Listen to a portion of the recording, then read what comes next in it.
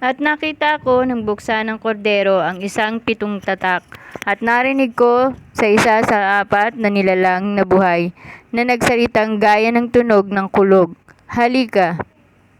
At tumingin ako, at narito ang isang kabayong maputi, at yaong nakasakay dito ay may isang busog, at binigyan siya ng isang putong, at siya'y yumaong nagtatagumpay at upang magtagumpay. At nang buksan niya ang ikalawang tatak, ay narinig ko sa ikalawang nilalang na buhay na sinasabi, "Halika!" At may lumabas na ibang kabayo na kabayong mapula, at ang nakasakay dito ay pinagkaloobang magalis sa lupa ng kapayapaan, at upang mga magpatayan ang isa't isa, at binigyan siya ng isang malaking tabak. At nang buksan niya ang ikatlong tatak, ay narinig ko sa ikatlong nilalang na buhay na nagsabi, "Halika!" At tumingin ako, at narito ang isang kabayong maitim, at yaong nakasakay dito ay may isang timbangan sa kanyang kamay. At narinig ko ang gaya ng isang tinig sa gitna ng apat na nilalang na buhay na nagsasabi, sa isang denaryo ay isang takal na trigo, at isang denaryo ay 3 takal na sebada, at huwag mong ipahamak ang langis at ang alak. At nang buksan niya ang ikaapat na tatak, ay narinig ko ang tinig ng ikaapat na nilalang na buhay na nagsasabi, "Halika!" At tumingin ako, at narito ang isang kabayong maputla, at ang nakasakay dito ay may pangalang Kamatayan, at ang Hades ay sumusunod sa kanya.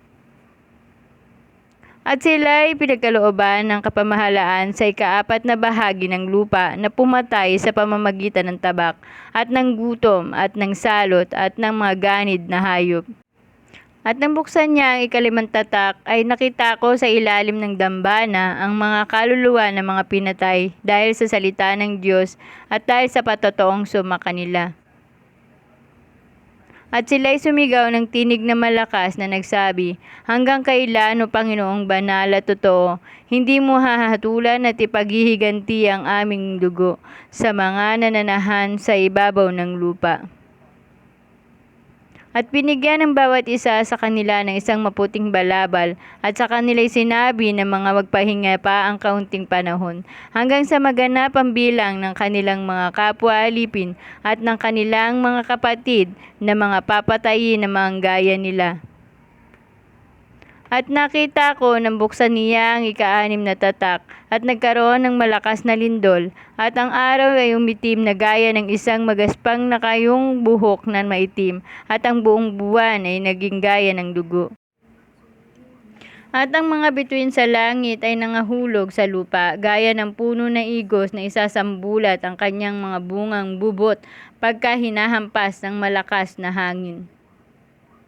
At ang langit ay nahawi na gaya ng isang lulong aklat kung nalululon, at ang bawat bundok at pulo ay naalis sa kanilang kinatatayuan.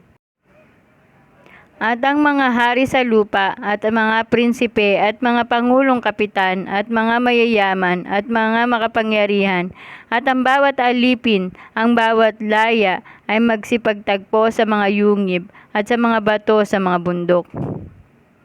At sinabi nila sa mga bundok at sa mga bato, "Mahulog kayo sa amin, at kami inyong itago sa mukha noong nakaupo sa luklukan at sa galit ng kordero. Sapagkat dumating na ang dakilang araw ng kanilang kagalitan, at sino ang makatatayo